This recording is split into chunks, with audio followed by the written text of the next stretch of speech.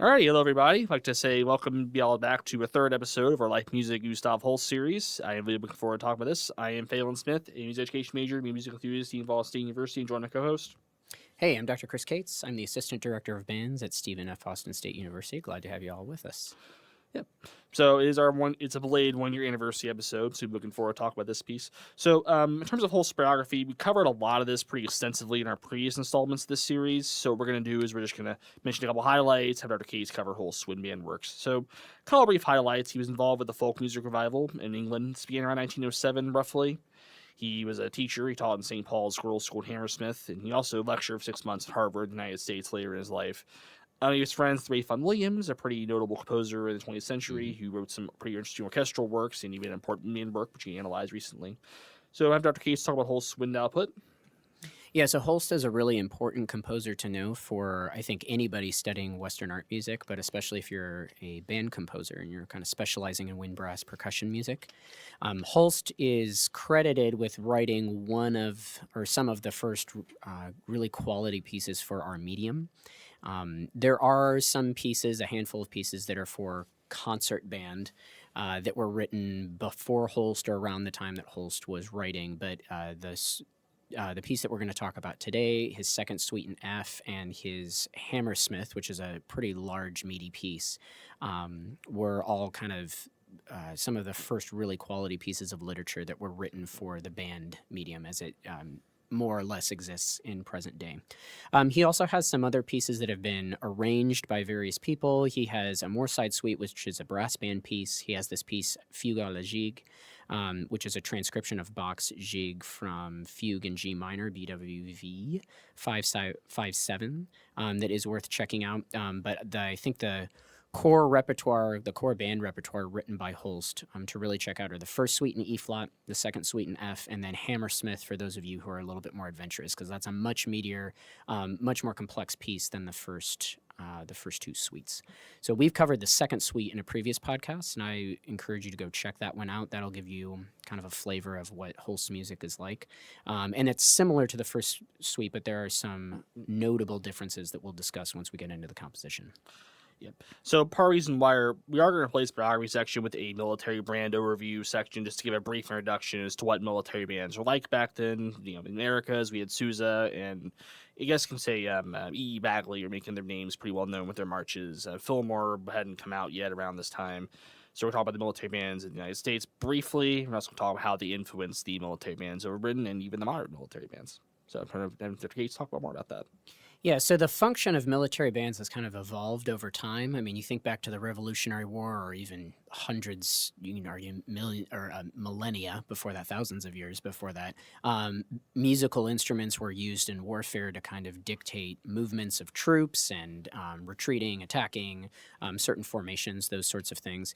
Eventually, military bands evolved to be more of a supportive function and encouraging esprit de corps, to build relationships between different cultures, to kind of build esprit de corps among the troops, so to be encouraging to the military, but also to kind of embolden a sense of patriotism among a country's citizens. So that's, if you look at the military bands in the United States, those are their primary functions nowadays. There's some of that's maybe a recruitment effort for the military. It's to build a good rapport of the military with the public, so with citizens, the civilian population, and then also to help do what is maybe referred to as soft power or indirect power, because most military stuff is like hard, aggressive power. Like, we have a weapon and we're going to pointing it at you if you are going to come attack us, or we're using this in that sort of way. Whereas a military band is a way to sort of build bridges between cultures and help with diplomatic efforts. So that's how the military bands are used, especially overseas. But to give some context as to what was going on in Britain in the early 1900s with the military bands there, they were serving a similar function as to what we've just described with the modern day American military bands. and Holst was writing for these groups. The military bands have played, I think, a significant, often, I think, overlooked role in the development of band literature, especially in Europe and the United States. You look at some of our major composers for the wind ensemble repertoire, Percy Granger, Holst, they were writing for military bands early on, and then military bands have commissioned several major works for the medium as well. So Holst was writing for these groups, and the instrumentation was, we didn't really arrive on a standardized instrumentation for the concert band until later in the 1900s. But most military bands would have roughly the same collection of instruments. You may have some more, some less, depending on the specific group. But it was fairly similar to the modern day band. We'll talk about sort of some instrumentation differences, instruments that were used then that are not really used now. So those kinds of things are really important to think about when Holst was writing for this group, because it was specifically a band. Because a lot of band repertoire, if you look in the early 1900s, like late 1800s in America, a lot of civic bands, community bands, school bands, they were playing a lot of transcriptions, and there wasn't a tremendous amount of original music written for them. And so Holst was one of the first composers who was a substantial composer to write music that had serious artistic merit, that one could argue, that was writing for bands. So it was an important point in the development of wind ensemble literature. Yeah, there were other composers that emerged out after Holst, not just in Britain, but also in the States. Big name, Vincent Persichetti, he emerged in the States, began writing some pretty amazing pieces, probably one of the most compelling composers I've listened to.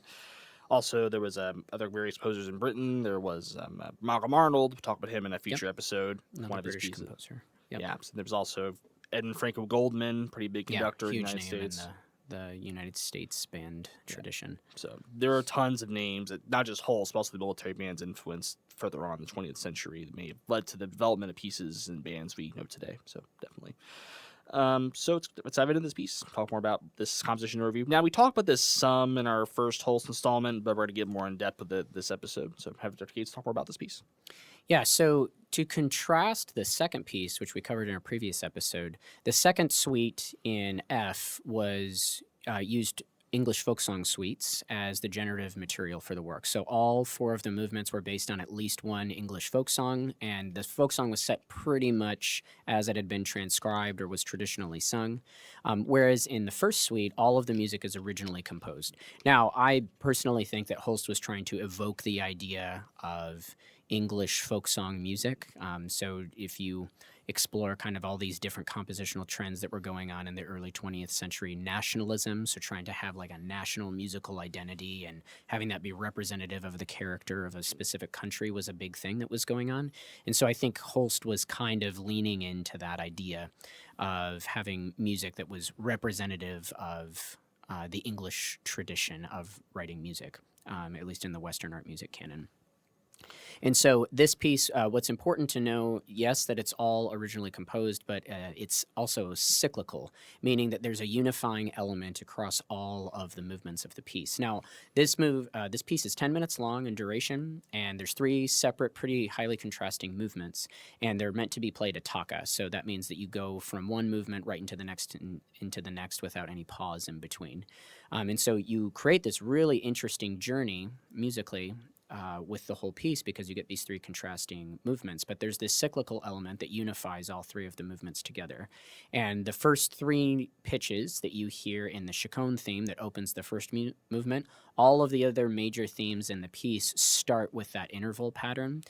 In the second or in the third movement, it gets inverted, so it goes down instead of up, but we'll talk about that in detail as we discuss the major themes of each movement. But that's an important piece of the puzzle to understand.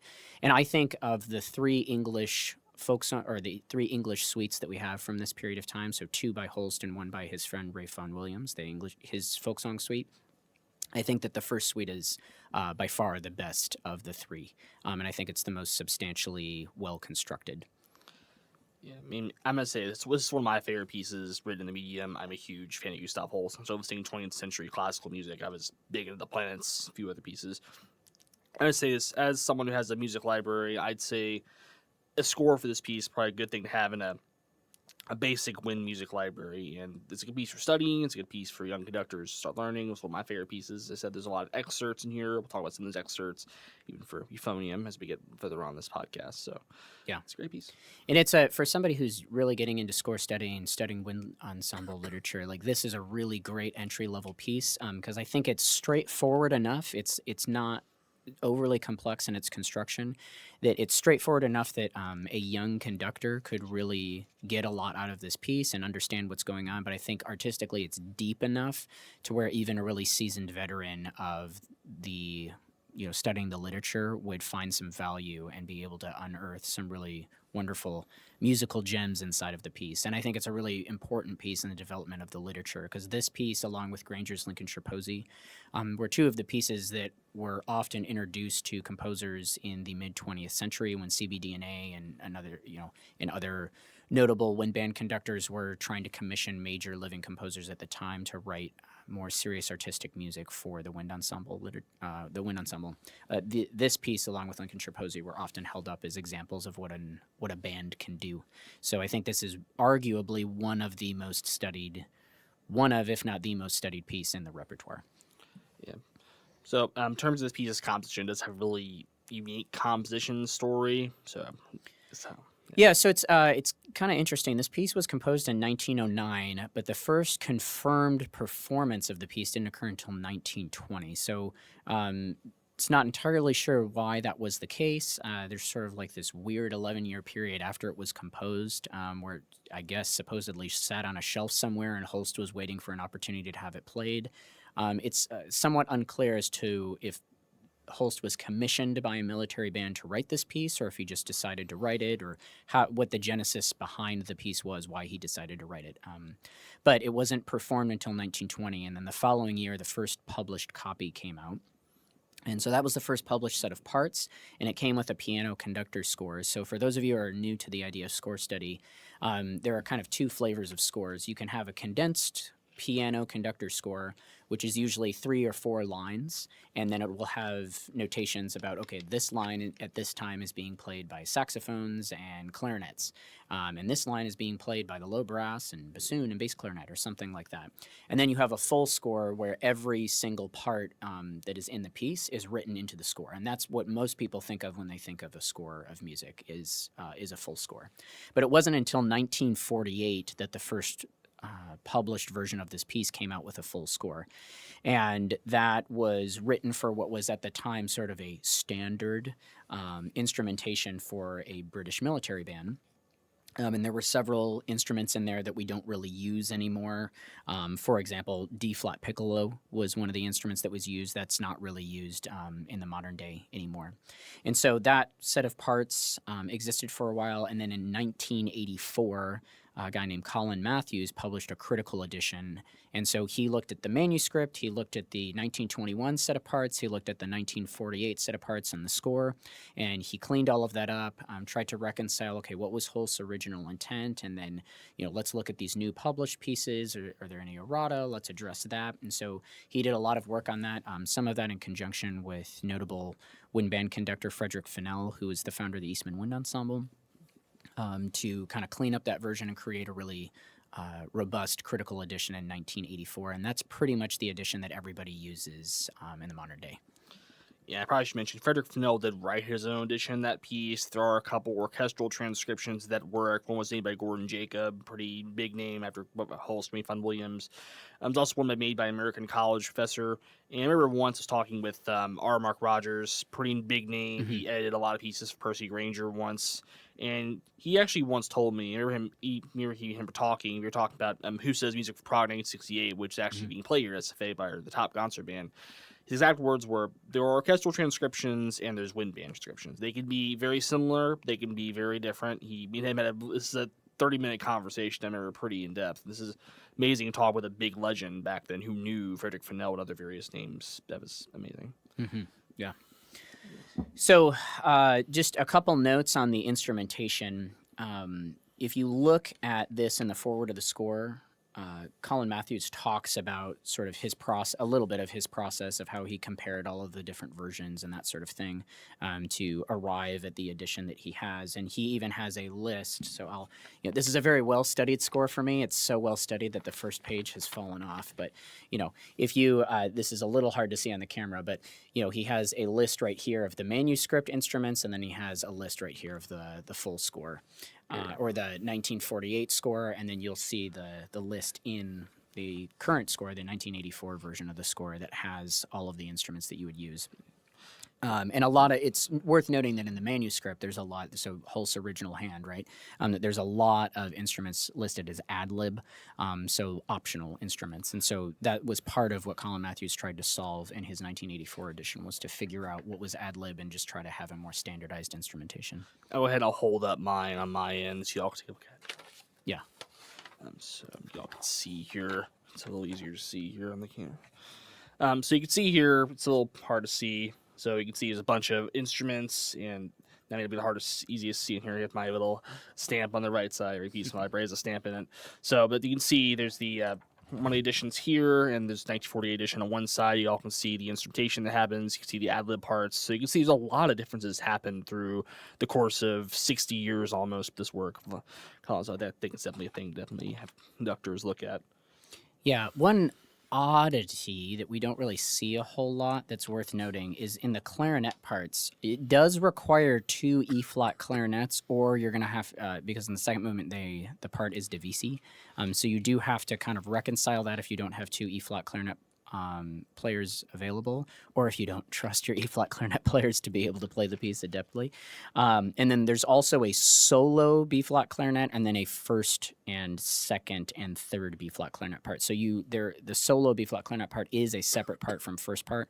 A lot of times it's doubling what's going on in first part, but you do need, that is kind of a separate sort of featured part. So those are 2 slight oddities that you want to be aware of when you do this piece.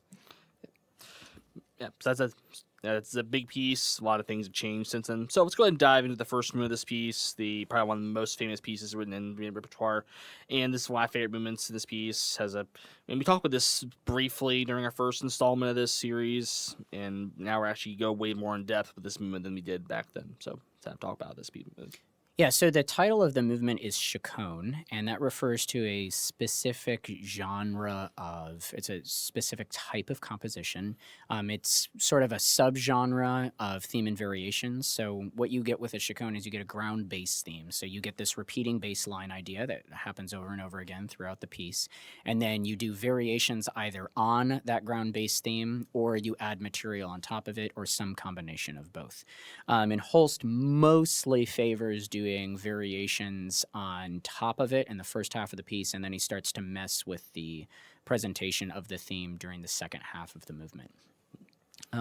Now, there's a musicological debate over the difference between a chaconne and a passacaglia, which is another ground bass form that's very similar to this. And a lot of people will argue, well, technically, the chaconne in the Holst first suite is a passacaglia. So you can go down a very long sort of tangent here and, go down a deep rabbit hole of figuring out what's the difference between a chaconne and a passacaglia. And I've done a lot of reading about it, and basically there's no consensus across music history what makes one a chaconne versus a passacaglia, because the definitions change depending on, the time period and the context of where you're talking about this. So I think my understanding of researching the topic is that kind of all composers interpret chaconne and passacaglia in different ways, and there's no codified definition of it. So I think this is a chaconne because Holst is calling it a chaconne. So, if you have a different opinion on that, that's all great, but that's sort of where I've landed after researching the topic. Yeah, for any classical music enthusiasts listening in, Brahms' Fourth Symphony, the fourth movement of this, has been under a very similar debate with the chaconne v passacaglia debate. So this debate's been around for quite some time. It's not just a new thing. It started out when Holst changed. It's like these definitions were codified in the Baroque period, but since the Baroque period, everything musically just changed. The Romantic period, they started breaking the rules of music. 20th century went to the nth degree. And we'll talk about some of this stuff here. We talk about modes and one of the later movements, but the rules changed. A lot of things have changed in the 20th century, how 20th century affected music. So, yeah. So this piece, like we talked about, I think it's easiest, especially for a young conductor, to conceive of this as just a version of theme and variations. And there's 16 statements of the ground bass theme. So you get this first statement, which is just the euphonium and the tuba in octaves, and it's all slurred. And this occurs, it's an 8-bar theme that you can kind of divide up into 2 4-bar sequences, or 2 4-bar components, kind of a pseudo antecedent and a pseudo consequent. And then after that, you start beginning to add some material on. I probably should mention this euphonium excerpt's a pretty well-known excerpt in the rep. It's not technically very hard, but it's really just, it's a good excerpt for teaching because it doesn't cover really high range. Just an excerpt for, I think, euphonium players to know out there, and it's a good excerpt to use for teaching them. So you ones who want to get more comfortable with phrasing and be comfortable with tone and different octaves. So this is one of my favorite excerpts in the repertoire. So I think this is a good excerpt that euphoniums and conductors out there should be aware of and have up their sleeves. And also, people who are doing military band auditions, is a common excerpt that will appear. Yeah. So it's a good excerpt to know. Euphonium and tuba players, It's a really good excerpt to know. Yeah, so anytime that you're doing a theme and variations, my recommendation when you're first starting to study it is identify where the theme, or in this case, the ground bass is happening, the Chaconne idea is happening. And so you want to trace that through the entire piece and then see if it ever changes, but definitely know which instruments are carrying that, because that needs to be at least present in the audience's ear the entire time. So we go into the second statement. We get this, so it's important to note that there's what I would call connective material between each one of the statements. And so an often overlooked detail in this first statement is that if you look in measure 8, if you look at the basses part, or the tuba part, they end on a B flat 2, which rises to an E flat 3, and that connects directly to third and second trombone, which start kind of this the next iteration of the Chaconne theme. So there is kind of a trade-off there, and there's continuous sound, and that little leap right there is often overlooked by people. To be honest, I did not notice it until I was in doctoral school, and Mallory Thompson, my teacher at the time, pointed it out to me, and I was like, I have probably looked at this page 100 times, and I've never noticed that before. So, it's important to kind of know that detail. So we get into the second statement. We have this kind of cornet and trombone 1 duet, so to speak, and there are all of these suspensions. Going into the third statement, we get kind of the low reeds and the string bass are carrying the theme, and then we get the woodwinds kind of entering with this elaboration on this suspension idea that we get in the previous statement. And then we get a little bit of a dynamic increase here. We have this da-da-da-da-da-da-da-da idea that starts in the woodwinds that sort of carries us into statement number 4. Low reeds and low brass have a articulated version of the theme now, so it's no longer slurred, but still the same rhythm values. And then we get this idea in the woodwinds, this da-da-dum, da-da-dum, this kind of back and forth with the solo trumpet, and then eventually a solo first trombone that are having kind of these fanfare ideas. And then we go into the fifth statement. If you look 2 bars before the fifth statement, so this is measure 51, first trombone, it's probably errata in your score, but if you go back to measure 26, the trombone entrance should be listed as solo. And then once you get to measure 31, that's where the trombones are supposed to be in 2D. First trombones are supposed to be in 2D there. But they get this really cool rising line that becomes the 7th of the chords. So you get a B flat 7 chord that carries you over into the E flat chord that starts the 5th statement. So that's sort of your connective idea there. And then you have the lows playing the theme at a much fuller volume. We're at forte now. And then this kind of starts to build up into what I think is the first big dramatic statement of the theme. And so this da-da-dum, da-da-dum idea is elaborated in the woodwinds, where the rhythm is changed slightly. And we're steadily crescendoing to B, and then we get this, we get these 16th notes that start at B. So B, the brillante. And you have sort of this winding 16th note line in the upper voices for the 6th statement, which is fortissimo, everybody's in, there's this running line, this da-dee-da-dee-da-dee-da-dee-da-dee-da-dee.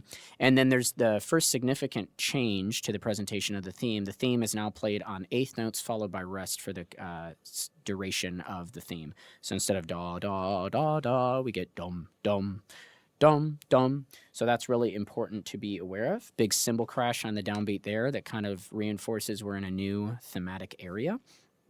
Okay, and then this continues, and then we get sort of our connective material into the seventh statement is these descending quarter notes in measure 48 in the low voices that carry us into this big, bold statement, this counter melody that happens in the low voices, this dum, dum, dum, dum, dum, dum, dum, dum, dum, dum, dum, dum. So pesante, really heavy, and then we have the cornets and the horns are kind of playing this varied version of the theme with some harmonization. And then moving into the eighth statement, the dynamic significantly diminishes, and we kind of go to this like woodwind quintet almost, this sort of chamber music event where we have the horn playing the theme. And then you have this light, really delicate, lovely sort of winding woodwind accompaniment that's happening. And then that carries us into the ninth statement. This is the first time and only time in the whole movement where we see triplets. And so that happens in some solo voices. So he further reduces the orchestration. And alto sax takes the theme as there's sort of this gentle game of like tag being played by the oboe and the flute solo. And then the horn comes in measure 70, solo first horn, to kind of get us to the first, what feels like real cadence of the piece. Now, this is really significant here. When you get to measure 72, the final bar of the ninth statement, this is the first time where there's not a clear connective idea from one statement to the next. And I think this is a really clear kind of structural point in the piece because the next statement, the theme gets inverted. So we go, and because of that change in contour and kind of the harmonic ramifications of that, we go from being clearly an E flat major with kind of a, tonicization of B flat at different parts, to now in this sort of middle section, starting in the 10th statement, when the theme is inverted and carried by alto sax and horn, we get this idea that we're kind of now in C minor. So that occurs, and we have sort of some suspension ideas that come back in the upper woodwinds in the 10th statement. And then going into the 11th statement, we have this really cool hemiola that starts happening in the lows and the bass drum. The bass drum is really outlining the hemiola very clearly.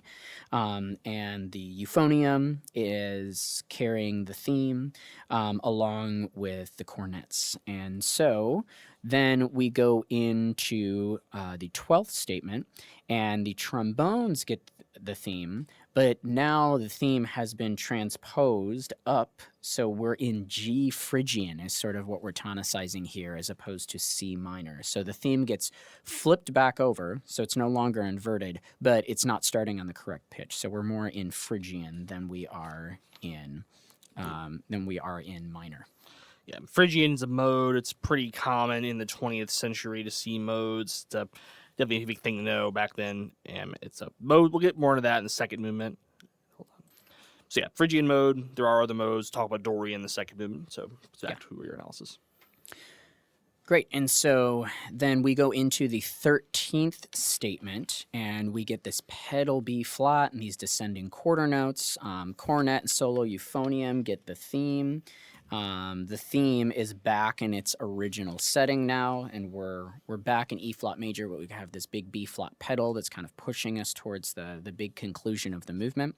The 14th statement, we start to get a crescendo. The orchestration is expanded here, and it is worth noting that this is one of only two statements that is not 8 bars. All of the other statements are 8 bars. This one is 9 bars. There's this little hemiola that Holst does starting in measure 111.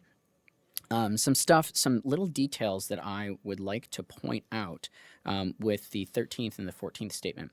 So if you see the 14th statement, if you kind of track second cornet, second cornet has this kind of descending idea where it's kind of down 2 steps and then down a skip, up a step, down a skip, up a step sort of idea that happens that creates these suspensions. That passes in measure 103 to trombone 1 that continues that idea. And then what's really cool is that pitch passes down to the clarinets, alto sax, and tenor sax in the 14th statement, and those descending quarter notes become the ascending eighth notes. So so you want to really make sure that you get all of those ideas connected there, that happens. And so that builds, we get an extra bar thrown on the end of the 13th or of the 14th statement, and there's this big build, and we get this maestoso, another cymbal crash indicates that we're at a big structural point, and at F we get to the 15th, the penultimate statement. Some people will have the tempo be a little bit slower here. I think that's appropriate if you want to pull back time a little bit to have this be more majestic and kind of broader. So you get the cornet suspension idea from the second movement returns here. Really big declamatory statement of the theme and the low voices, kind of the woodwinds are elaborating some of this idea with the suspensions that we hear from the second statement. And then as we go into the final statement, the 16th statement of the theme, the trombones carry the melody, but now it's in B-flat Dorian. So it's not starting on the correct pitch. It's starting on scale degree 5 as opposed to scale degree 1. And we get kind of these sustains that are happening in the other voices. And then you get this kind of fun accent pattern that's happening in the last few bars with the bass drum and the low voices and the horns and the trumpets and all this stuff. And this statement, similar to the 14th statement, is one of only 2 that is extended. This is 10 bars long. And it is worth noting that one of the loudest dynamics in the whole piece is on the bass drum note at the very, very end. So I do want to ask Dr. Cage, you did perform this piece here a couple years ago, the symphonic band. So I do want to ask, do you have any advice for conductors approaching this work who the first time haven't seen it and they're trying to figure out just advice for conductors and even just ensemble when they're approaching this piece in general? Yeah, so I think it's really important for people to know where the theme is at all times. So often what I would do in rehearsal in the early parts of preparing this piece is I made sure that everybody could identify the theme and just had everybody write in okay, these are the instruments that have it, and then making it really clear that we want to balance the new material against the theme and pointing out the structural points. I think something that I have talked about with this theme that's sort of my conception of how to organize it. You can't just do okay, there's 16 separate things. I think you have to kind of group them into different categories. And I think that Holst kind of has elements of sonata form at play in this movement, and I'll go and explain how that works. So if you think about sonata form, we have our 3 major sections. We have exposition, development, and then recapitulation. And so if you look at the first 3, if you look at the beginning through 9 is sort of your exposition material, because remember the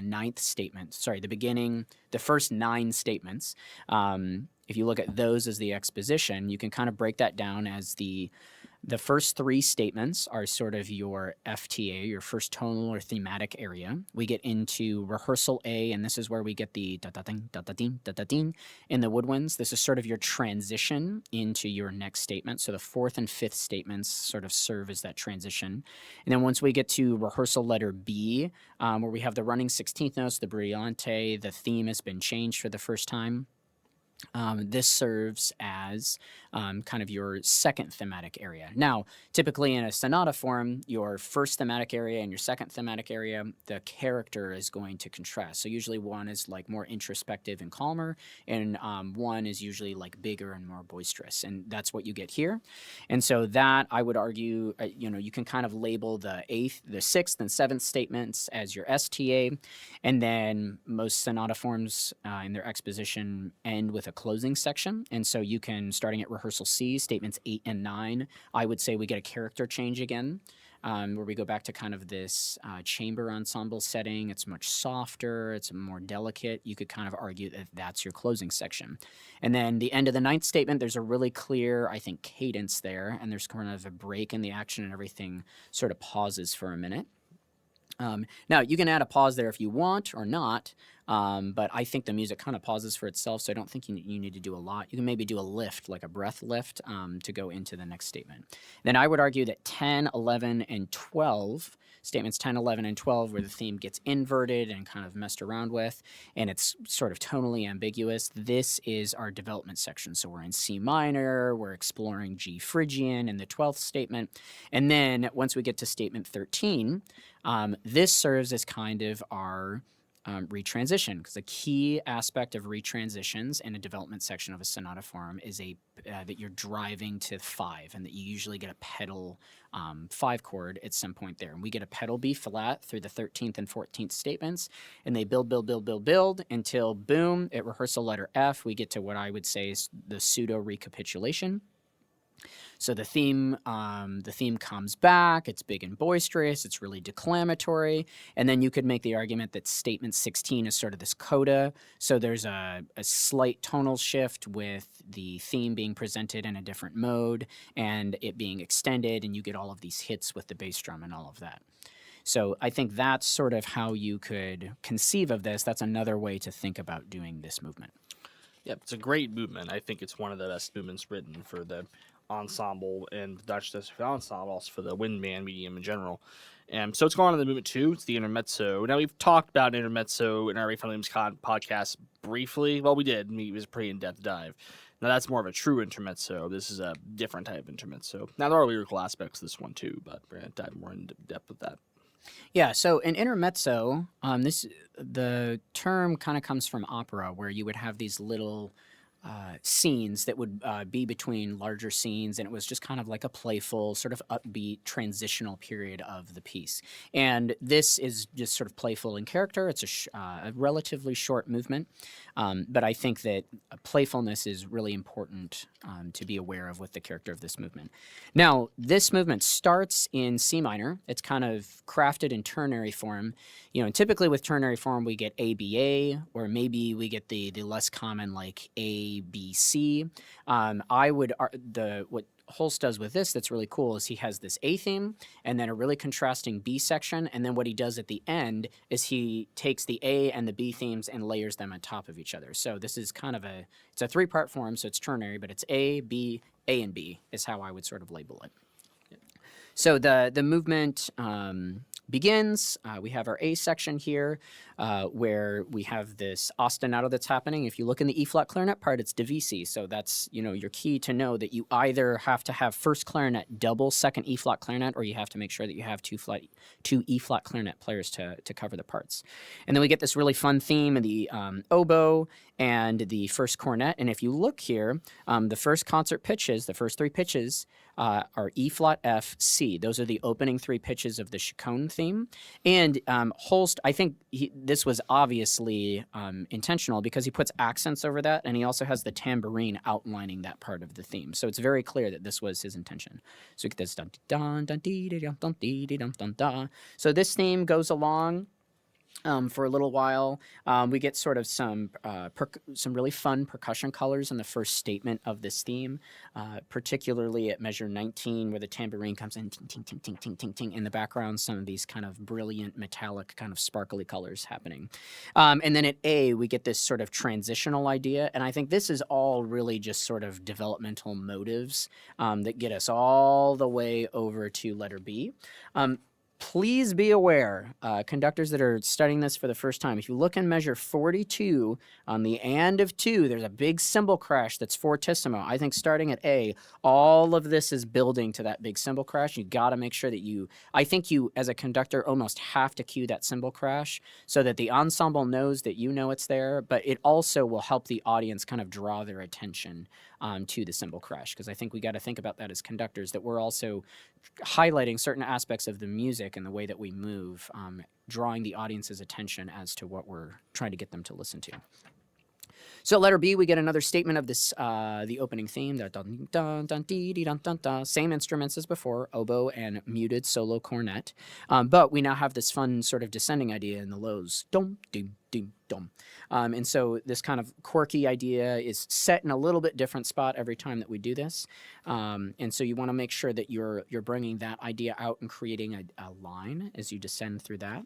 And then this theme concludes at letter C. So we sort of get within this opening A section, we have a nested ternary form. So when we have a smaller form inside of a larger form, we call that nesting. So you get an A section, dun dun dun dun dee da dun dun, and then your B theme, ding ding ding ding da dum dum da dum dum, that concludes with cymbal crash, and then you get the A theme again with the sort of descending line added in. There's a little extension here that carries us into letter C. So lo stesso tempo, the same tempo. We're going to keep the same tempo, but now we are in 4/4, and we have transitioned to F Dorian. So F Dorian is a mode.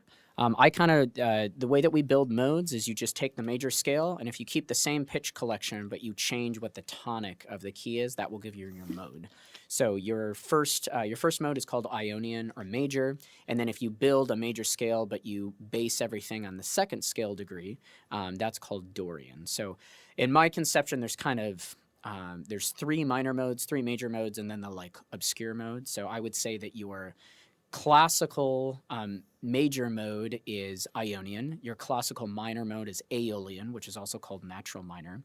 Your jazz major mode would be Mixolydian, so it's the same as your major mode but with a flat 7. Because that's, and I call it jazz because that's used very frequently in jazz when soloing over like a dominant 7 chord. And then you have your minor jazz mode, which is Dorian. So it's very similar to the minor mode with a slight adjustment to the pitches. And then you have sort of your exotic major, which is Lydian because it has the sharp 4 going up to 5. So it's like a major scale with a sharp 4. So it's really, really major and bright. And then you have Phrygian, which is similar to minor, but it has a half step between the first and second scale degrees, so it sounds really exotic. And then you have your Locrian scale, which is, you have a half step between the first and second scale degrees that's built on scale degree 7. And your Locrian scale is the only one whose tonic triad of the Locrian mode is a diminished chord, and the minor modes all have a minor triad, and the major modes all have a major triad as their tonic triad. Just a little quick insight on modes. Modes been around for a very long time. They were big in the Renaissance period, and even times prior to that. Gregorian chants based on modes. Now, the names Locrian, Phrygian, they came from Greek, like Phrygia. That was a kingdom in Greek culture. Now, the modes went obsolete during the Baroque period. Composers wanted to be more into tonality. But in the Impressionist period with Claude Debussy, he brought them back to reality with music, and they just become big ever since. Even contemporary pieces still use modes. So there's still, any composers even create new modes. Now, more modes and scales are ranged out of this. That's a topic for another episode, but it's worth noting there's a lot of music things that happen in the 20th century. Modes are one of the major trends that happen. Yeah, and many folk songs are oftentimes in modes, especially Dorian and Mixolydian. So it's not unsurprising to see that here, given Holst's love of English folk songs. So once we get into the B section, we get this solo clarinet line that is carrying the melody here. But it's worth noting that this section, I think, works best when you kind of feel it and cut time. So you're really feeling 2 big beats per bar as opposed to 4 small beats per bar. And so we get this really kind of simplistic, sort of drawn back orchestration here. Just these kind of ascending arpeggio figures that are punctuating different parts of the theme. The horn kind of giving this lovely addition to the color here. And the theme kind of gets passed around from the clarinet up to the solo flute. And then starting at letter D, we get a second statement of this melody carried by the cornet, now without a mute in. And so I think that like the low brass accompaniment here, or the low accompaniment here, is really nice, and the cornet color is really beautiful. But I really think the best part of this movement is all of this kind of woodwind obligato that's happening underneath the melody. This, I think, is just kind of this swirling texture is some of the prettiest writing I think that Holst has done in the repertoire, and it's really worth kind of investigating that and really exploring kind of phrasing and shaping opportunities in those lines, because it's just really absolutely gorgeous writing, and I feel like a lot of performances of this piece sort of overlook that. And there's just some really cool stuff that the woodwinds can do here to make this sort of like this swirling, lovely, sort of mystical texture around the melody. So going back at 99, we now get a transition. So we're back in 2/4, more in the character of the opening A section. And Holst is kind of playing around with various parts of the theme, just kind of fragmenting it, so to speak. And that transition, he kind of moves these ideas around and transitions us to letter F, which is the third and final section. Yeah, so there's a couple big things. There are more solos and more parts here I think are really important. No, we'll get into more excerpts. And so, yeah, that's solos, more excerpts coming out of this. So I wouldn't say they're as known as like major ones like the opening of the Chaconne, but they're excerpts for people to know about. Mm-hmm. And I think it's really important throughout, especially this A section material, that you create sort of a dance texture. So a lot of your eighth notes are going to be need to be really separated, and making sure that you pay really close attention to all the articulative detail that is in the solo lines, the melodic lines. Yeah. So going into letter F, measure 123, this is where we get our, you could call it the C section or what I call the A and B section. So you land and then surprise, we're in C major. So we modulate from being kind of in this tonally ambiguous spot, but we've been in C minor, we were in F Dorian for a little bit, and now we're sort of surprise C major. And we get the B section theme, the do yi dee dee dee dee dee. That comes in, and then Holst layers on top of that fragments of the eighth theme, dum ding dum dum dee dee dum dum dee dee dum dum dum. And then we even get that transitional theme from the A section, the ding ding ding ding da dum dum.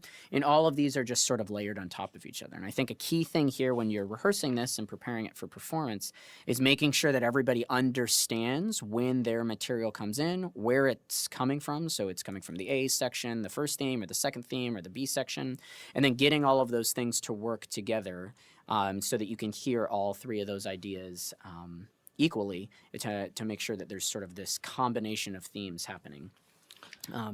And then I think it's really it's worth noting in the last few bars, starting with the pickups into 139, there's this sort of ascending eighth note line, this dum dum dum dum dum dum dum dum dum dum dee dee dum dum dum. So forgive me venturing into a tessiture of my voice that's not particularly great, but that that little motive that you get there, that's the interval pattern that the whole piece is based on. So it's kind of the Chaconne thematic idea. But then you end on beat 2, so it's a bum bum bim bum bim bum bim. Bonk, and you just have this delicate little note to end the movement on C major. Yeah, I do want to talk. There is a euphonium line in there. It's pretty. I wouldn't say it's as known as the Chaconne, but I think it's a good excerpt for conductors and just euphonium players to know. It's a good like bass line to them to be aware of. Yep. So let's go ahead and movement 3. It's a march. Now, we have covered marches in here a little bit in the past, but I think we should definitely give a brief overview as to difference between British and American marches during this time, because there are some differences. So Kate's talking about the difference between British and English marches at this time period. Yeah, so British marches are going to typically be in a little bit more stately tempo, and they may not follow, they're likely not going to follow sort of the American march form. So it's not necessarily going to clearly be first strain, second strain, repeat that, trio, dogfight, break strain, all of that sort of stuff. Now, this is similar to what we're going to find in an American march, and a lot of the articulations and all of that sort of stuff, the stylistic treatment is going to be similar. But a British march, you're usually going to be a little bit more stately, so I'd recommend a tempo around 108 for this movement, as opposed to the American march standard of 120. I think that's going to be a little bit too fast.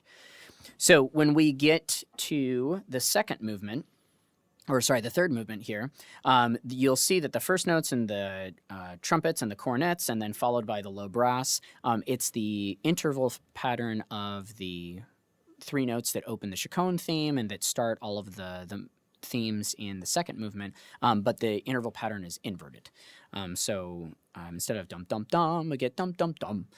So you want to make sure that your students understand that your ensemble understands that, and that we're phrasing that correctly. And then we get It's a little bit of a stretch, I think, but if you look at the main theme here, dum dum dum dum dum dugga digga dum dum. If you look at the first two notes, dum dum, and then skip to the quarter notes in measure 6, dum dum. Those are the first 4 notes inverted of the theme also. So you can kind of look at that, and I think maybe Holst was thinking about that, but that feels like a little bit less obvious than the first couple of bars, where he's very clearly doing the inversion of the motive. So we get this sort of stately sort of brass band idea with the cornet, one carrying the theme here, and some interesting little counter lines in the brass parts. I think it's really important to note in measure 15, you get these descending quarter notes in the first cornet, dum dum dum dum dum dum dum dum, and then that's echoed in the trombone and euphonium, dum dum dum dum dum dum dum dum. You want to make sure that you bring those lines out, that and that idea continues throughout the rest of this theme. And this theme is sort of a nested ternary idea, this sort of, you could call it the first strain that begins at measure 5 after the brief 4-measure introduction. And so we get all of this sort of stuff, and then starting at measure 37, letter A, we transition from being in E flat major and we go into our trio. And as you would typically expect in an American march, we add a flat to the key signature. So we move to the key of the subdominant and we're in A flat. And then there's sort of this, we get this big impact on an A flat major chord, and then this descent in sort of the low voices, dom, dom, dom, walking us down by scale. And the dynamic just kind of diminishes to set up sort of the more lyrical, pleasant, pastoral nature of the trio. Now, I'm going to say that this trio is constructed in a way where it just kind of goes on and on and on and on and on, and there's never really a super clear cadence point. Now, if you get to like measure 64-ish, around there, so kind of near letter B, you kind of get this idea where things sort of cadence for a minute, and then we add in the oboe and the E-flat clarinet and these upper voices at letter B, which is measure 71, and it sort of continues to elaborate. But my thinking here is that Holst is just trying to make this feel like it's continuing to go on and on and on, and we're just sort of on this long journey. Now, the first really notable textural difference, I think, is when you get to measure 81. That's technically beat 2 of measure 80, where you have these staccato notes in the trumpets and the trumpets and the cornets. I think that really needs to be brought out. This dum dum dum dum dum that are sort of outlining the theme, and that's really important because I think that starts to transition us back into sort of the martial style that we get to open the piece.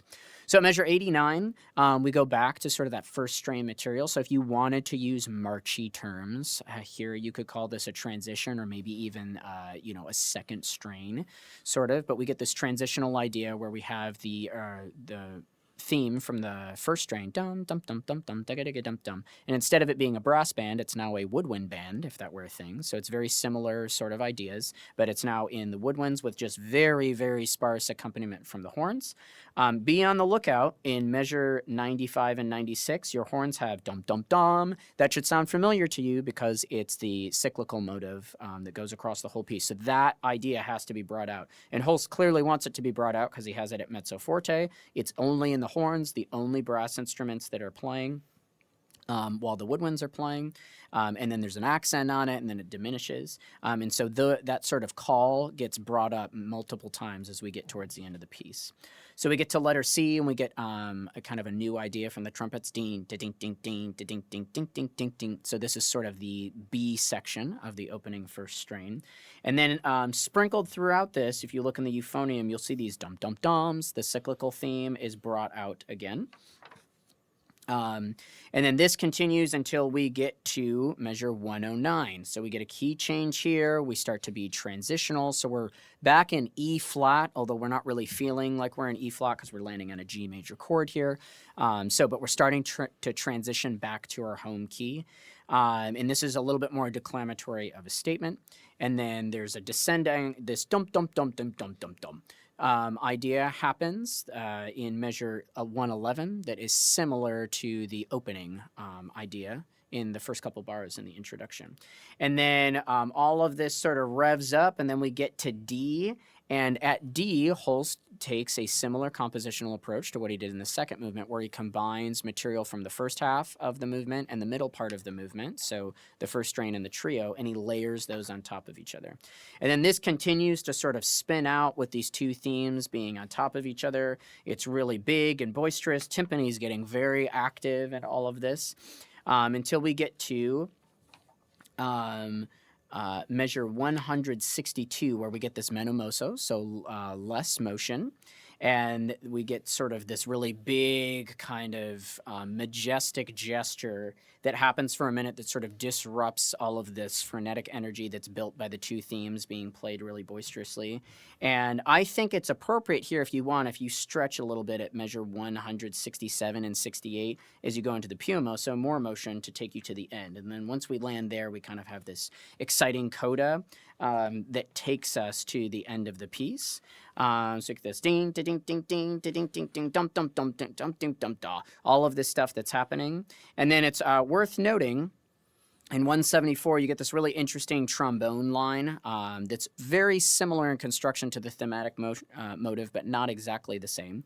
So you want to bring that out. And then in 177 going to 179, this is the only time that we get what I would call sextuplets across the beat. And it's this big woodwind flourish to carry us to the end of the piece. So you definitely want to make sure that you're aware of that. And please note that at 171, that is the loudest dynamic of the entire piece. So I would argue that the whole piece is kind of building to this moment, and you wanna make sure that it's big and very full. Okay, do want to ask a question about the trio. I noticed a couple times, like I know when SFA Winston played this piece a couple years ago, I noticed the conductor was conducting the trio in 1 instead of 2. So it's fair, like, what's your input on that? Yeah. So what happens is this whole movement is in cut time.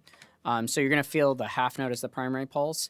And then I think it's appropriate, if you want to do it, if it makes sense for your phrasing ideas, once you get to the trio, I would probably start the trio in 2. So dum, bum, bum, bum, bim, bum, bim, bo, dee, da, dee, da, da, dee, da. And then you could transition to 1 beat per bar. And I think what that allows you to do is you can do a technique called hypermeter, where maybe if you're doing a 4-bar phrase, instead of doing 1, 2, 3, 4, you could go 1, 2, 3, 4, and it helps the players to kind of organize the information, and then it allows you to kind of focus on the long line, because I think the trio is all about that long line, where it's just constantly like building, and you're kind of rolling in new lines and new additions and new instruments to the idea, but the whole thing just needs to roll forward and all really carry to the conclusion where we get back to the A section material. So I think that's completely appropriate from a conducting perspective. Yeah, man, it's one of my favorite trios written in a march, aside from a couple American marches or Bagley's National Emblem, which us SFA are pretty familiar with. Yes, yeah, this is part of our pregame show with the marching band.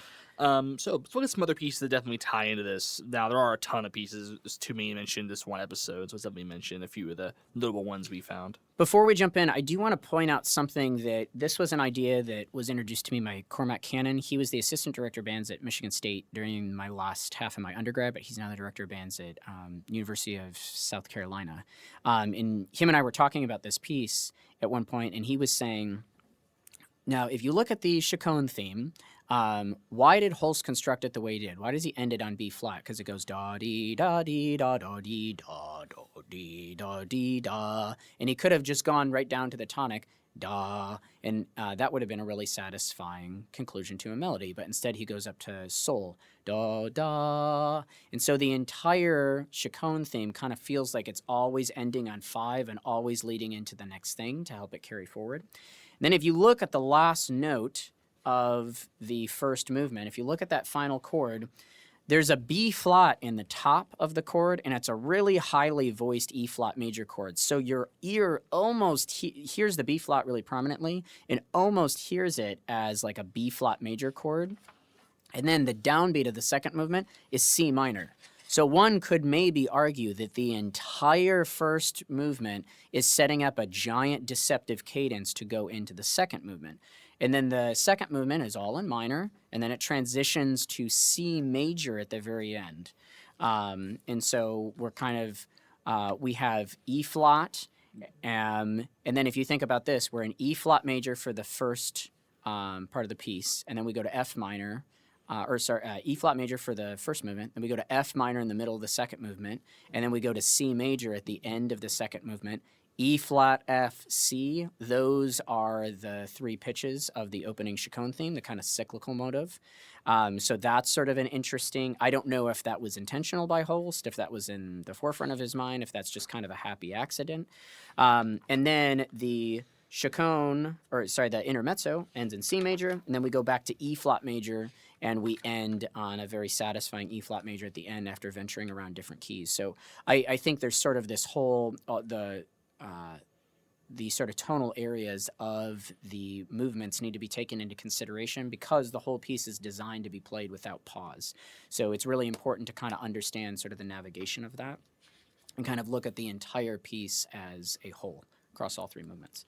Yeah, like I said, it's an awesome piece. I think it's one of the best pieces ever written. This is one of my favorite composers of the 20th century. I think it's definitely a good composer to know about and definitely a big thing. So let's look at some of the pieces. And there's a ton of them. We can't cover all of them. We're just going to mention a couple highlights and a couple contemporary pieces. So let's have Dr. Kate say more about these William pieces. Yeah, so there's multiple pieces that have taken, especially the Chaconne theme of the first suite, since it's such a piece of core repertoire. There's a bunch of pieces that have kind of paid homage to it or used it as sort of a reference point. So a really notable one is Stephen Bryant's Sweet Dreams. It's from his parody suite. So he has several pieces that sort of take material from other well-known band works and use that as sort of the generative material to create the piece.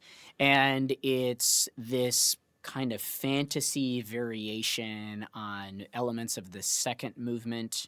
This is the second movement of his parody suite, but it's sort of this fantasy variation on the Chaconne theme. And there's this awesome, really bombastic, rhapsodic presentation of the Chaconne theme in the very middle of the piece, and it's amazing. It's absolutely incredible. So that piece is pretty difficult. There's some really funky rhythm things that he does in the middle. I think it's a solid grade 5 piece, but if you have a group that can do it, I highly recommend doing that piece and pairing at least the Chaconne and that piece together on a program. I think it makes for a really satisfying audience experience. Now, I'm going to say this. I actually was present at the concert where you played the Chaconne. You did play Bryant with the Chaconne theme. Mm-hmm. You did a Taka, which I thought was really, really cool. Kind of did the overall atmosphere of this piece. And I'm going to say it is a grade 5 on the Texas State PML. So those who don't know what the PML is, basically every state in the U.S. has a list of band contests. In Texas, we have what's called UYL. And directors have to pick a piece from a list of graded music. And the Texas grade 1 is the easiest, and grade 5 is the hardest, and the Bryant is a grade 5 on the Texas PML. It's pretty hard work. Amazing piece. One of my favorite pieces at Bryant, but a tricky one. Yeah. So there's traditionally with concert band music, we do grades 1 through 6. So grade 5 would be the second most difficult type of piece. So, in that I was pretty happy with the effect that had of us doing the Chaconne straight into Stephen Bryant's Sweet Dreams, because the Chaconne ends really, really big on that highly voiced E flat major chord, and then the Stephen Bryant's Sweet Dreams opens like with all this aleatory and really quiet, sort of mysterious, and so it's a really cool transition between the pieces. Yep. Another piece to know, we already talked about it, but obviously the other Holst suite, and then Rafe Vaughan Williams' folk song suite. It's commonly referred to as the English folk song suite, but he just called it his folk song suite. So I think Holst 2 suites and Rafe Vaughan Williams' suite, those are kind of a collection of 3 English suites that are all worth knowing and studying, and I think all really accessible to young conductors. William Grant Still, one of the more prominent prominent African-American composers of the early 20th century in the United States. He has a couple pieces for band from the Delta. I've done here with the symphonic band at SFA. It's great. Uses African-American folk songs as sort of the generative material, so similar to the other 2 English folk song suites that we didn't talk about in this podcast. And then he has a piece called Folk Suites for Band, which is very similar to From the Delta. And then I'm sorry, I have not looked up this composer's name, so please forgive me if I'm mispronouncing it, but Jun Nagao has this piece called "The Earth After Holst," and it was originally part of a transcription of the planets made for the Trouvère saxophone quartet. And the movements Earth and Pluto were added in the transcription.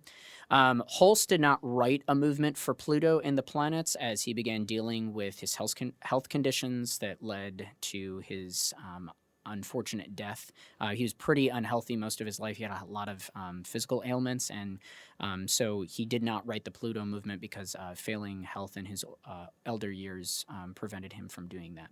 And he was also composing Hammersmith at this time, which is definitely his meatiest piece for concert band. That's definitely worth a look. Very different than his two suites. Colin Matthews, the editor for this edition of the first suite that we talked about, also he composed a piece called Pluto the Renewer and dedicated it to Imogen Holst. After her passing, Imogen Holst is Gustav Holst's daughter. And then, so John Nagao rescored the movement Earth for full concert band. And the piece takes themes from various Holst pieces, including the first suite in E-flat, Mars and Jupiter from the planets, and Jig, the first movement from his St. Paul's suite, as well as originally composed music and the style of Holst's writing. And I know Nagal, a couple years ago, I was at the TMEA, Texas Music Educators Association last year. They had a high school honor band, and they played that piece. They paired it with a third movement of Michael Dougherty's Vulcan, which is an amazing piece. Yeah. And I'm going to say this. The Nagal actually shared my score with that Dr. Kaatz. It's a very hard piece. Yeah. It's pretty challenging, but definitely cool. It's worth a look. That's maybe a podcast for a future episode, talking about, there's a lot of really great Japanese composers that have done some incredible compositions that I think are just not really well known in the United States, which is a bummer, because they have there's a really great, rich musical tradition going on there. So maybe we can talk about that in a future episode. Another piece that kind of ties into this, Erika Svano. She's definitely a composer to check out. She's kind of like the modern day Charles Ives. She's got a lot of quirky, fun music. We've done several pieces here at SFA by her. Tammy Angeli, our director of bands, is friends with Erika, so that's definitely part of the reason why we've done some of her music. But Erika Svano has a piece called First Suite Fanfare, which takes elements of the first suite and puts it into a fanfare form. And then a piece that we're planning to do in a future episode that has a tie-in. Another English composer, Malcolm Arnold, his transcription, the band transcription by John P. Painter of Prelude Siciliano and Rondo, originally for brass band, has a lot of similar aesthetic elements to the first suite. And so that's another piece to check out if you really enjoy this one. Yeah, and part of the reason why we're doing Prelude Siciliano and Rondo is our Wind Symphony here is actively working on it, and their SFA is conducting classes using that for a project. We did something similar to the second suite last year. So this is an awesome piece. I think this is a great piece to cover. And okay, so are there any parting thoughts you have about this work, or any advice you have for conductors who are looking at this, or even for students in general? Yeah, so Jerry Junkin, the director of bands at University of Texas, one of the bigger names in the field right now, I heard him say at a symposium years ago when I was first getting into studying wind band conducting. He talked about, if you commit to taking one piece and just going to the bottom of the ocean on that piece every year, to just where you really study it and get everything that you possibly can out of that at that moment in your development. If you do that every year, after 5 years, you have 5 pieces that you know really, really well, and you have probably discovered a lot about those pieces. If you double that number, you do 2 a year where you go to the bottom of the ocean. Standard rep pieces, even if they're pieces that you're not planning on, rehearsing with your groups or anything like that, that's 10 pieces in 5 years, and you just think about 3, that's 15 in 5 years, all that sort of stuff.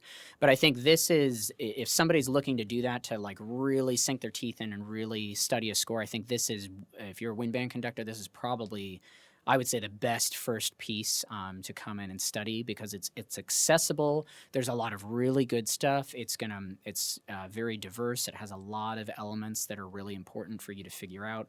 It really helps you sort of figure out form, but the form is straightforward to where it's not overly complex, but I think you can get a lot out of it. So I highly, highly, highly recommend spending some time studying this piece.